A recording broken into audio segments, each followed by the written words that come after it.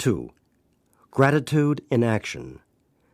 The story of Dave B., one of the founders of AA in Canada in 1944. I believe it would be good to tell the story of my life.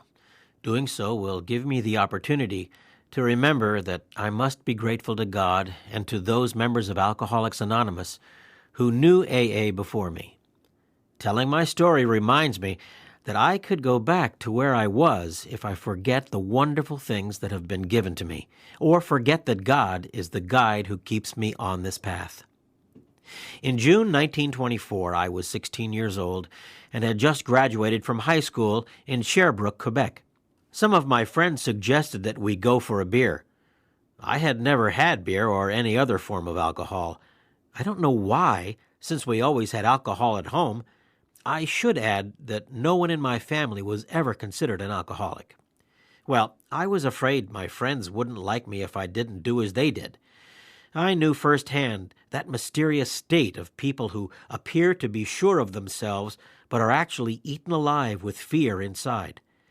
I had a rather strong inferiority complex. I believe I lacked what my father used to call character. So, on that nice summer day, in an old inn in Sherbrooke, I didn't find the courage to say no. I became an active alcoholic from that first day, when alcohol produced a very special effect in me. I was transformed. Alcohol suddenly made me into what I had always wanted to be. Alcohol became my everyday companion. At first, I considered it a friend. Later, it became a heavy load I couldn't get rid of. It turned out to be much more powerful than I was, even if, for many years, I could stay sober for short periods. I kept telling myself that one way or another, I would get rid of alcohol. I was convinced I would find a way to stop drinking. I didn't want to acknowledge that alcohol had become so important in my life. Indeed, alcohol was giving me something I didn't want to lose. In 1934, a series of mishaps occurred because of my drinking.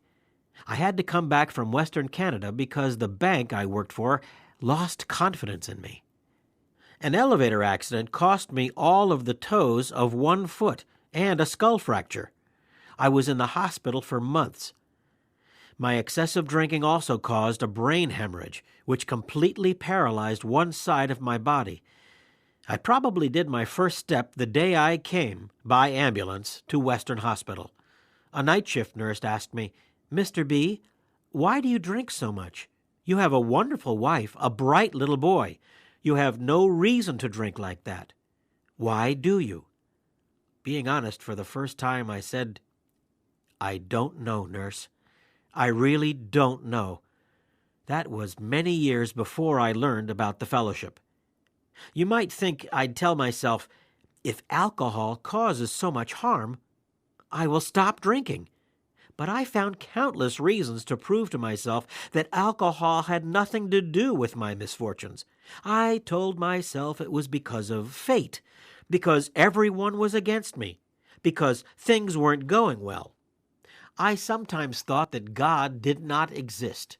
I thought, if this loving God exists, as they say, He would not treat me this way. God would not act like this. I felt sorry for myself a lot in those days. My family and employers were concerned about my drinking, but I had become rather arrogant. I bought a 1931 Ford with an inheritance from my grandmother, and my wife and I made a trip to Cape Cod. On the way back, we stopped at my uncle's place in New Hampshire. This uncle had taken me under his wing at the time of my mother's death, and he worried about me. Now he said to me, "Dave, if you stop drinking for a full year, I will give you the Ford Roadster I just bought." I loved that car, so I immediately promised I wouldn't drink for a whole year, and I meant it. Yet I was drinking again before we reached the Canadian border. I was powerless over alcohol. I was learning that I could do nothing to fight it off, even while I was denying the fact. On Easter weekend, 1944, I found myself in a jail cell in Montreal. By now, I was drinking to escape the horrible thoughts I had whenever I was sober enough to become aware of my situation. I was drinking to avoid seeing what I had become. The job I'd had for 20 years and the new car were long gone. I had undergone 3 stays in a psychiatric hospital. God knows I didn't want to drink. Yet to my great despair, I always returned to the infernal merry-go-round. I wondered how this misery would end. I was full of fear. I was afraid to tell others what I felt, lest they would think I was insane. I was terribly lonely, full of self-pity, and terrified. Most of all, I was in a deep depression. Then I recalled a book given to me by my sister Jean about drunks as desperate as I was, who had found a way to stop drinking. According to this book, these drunks had found a way to live like other human beings, to get up in the morning, go to work, and return home in the evening. This book was about Alcoholics Anonymous. I decided to get in touch with them.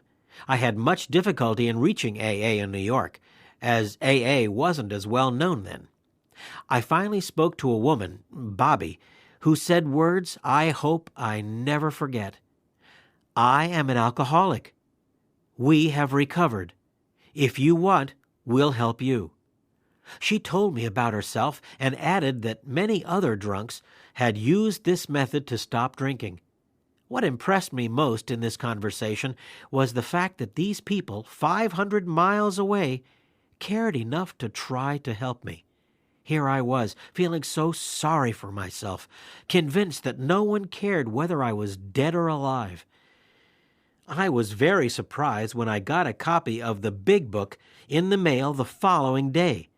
And each day after that, for nearly a year, I got a letter or a note, something from Bobby or from Bill or one of the other members of the central office in New York.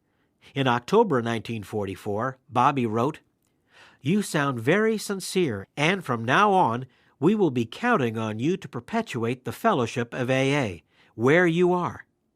You will find enclosed some queries from alcoholics. We think you are now ready to take on this responsibility." She had enclosed some 400 letters that I answered in the course of the following weeks. Soon, I began to get answers back. In my new enthusiasm, and having found an answer to my problem, I told Dory, my wife, "You can quit your job now. I will take care of you. From now on, you will take the place you deserve in this family." However, she knew better. She said, "No, Dave, I will keep my job for a year while you go save the drunks." That is exactly what I set out to do. As I look back on it now, I did everything wrong, but at least I was thinking of somebody else instead of myself. I had begun to get a little bit of something I am very full of now, and that is gratitude. I was becoming increasingly grateful to the people in New York and to the God they referred to, but whom I found difficult to reach. Yet I realized I had to seek the higher power I was told about. I was all alone in Quebec at that time. The Toronto group had been in operation since the previous fall, and there was a member in Windsor who attended meetings across the river in Detroit. That was AA in its entirety in this country. One day I got a letter from a man in Halifax who wrote, "One of my friends, a drunk, works in Montreal, but he is currently in Chicago where he went on a major binge. When he returns to Montreal, I'd like you to talk to him." I met this man at his home. His wife was cooking dinner, their young daughter at her side. The man was wearing a velvet jacket and sitting comfortably in his parlor. I hadn't met many people from high society. I immediately thought, what's going on here? This man isn't an alcoholic. Jack was a down-to-earth person. He was used to discussions about psychiatry, and the concept of a higher power didn't appeal to him very much. But from our meeting, AA was born, here in Quebec. The fellowship started to grow, most particularly following the publicity we got in the Gazette in the spring of 1945. I will never forget the day that Mary came to see me. She was the first woman to join our fellowship here. She was very shy and reserved, very low-key. She had heard of the fellowship through the Gazette.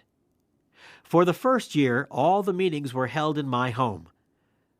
There were people all over the house. The wives of members used to come with their husbands, though we didn't allow them in our closed meetings. They used to sit on the bed or in the kitchen, where they would make coffee and snacks. I believe they were wondering what would happen to us. Yet they were as happy as we were. The first 2 French Canadians to learn about AA did so in the basement of my home. All French-speaking meetings in existence today were born out of those early meetings. At the end of my first year of sobriety, my wife agreed to leave her job after I found some work. I thought that would be easy.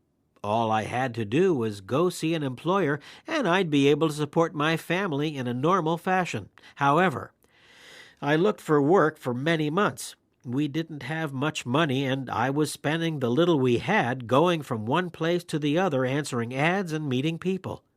I was getting more and more discouraged.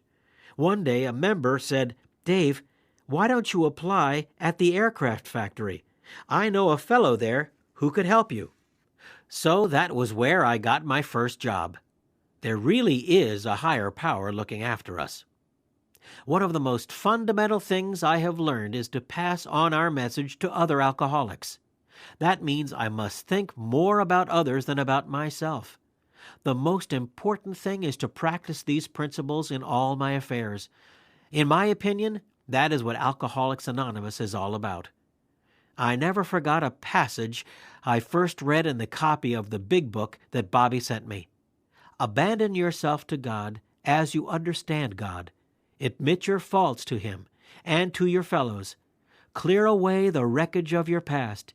Give freely of what you find and join us.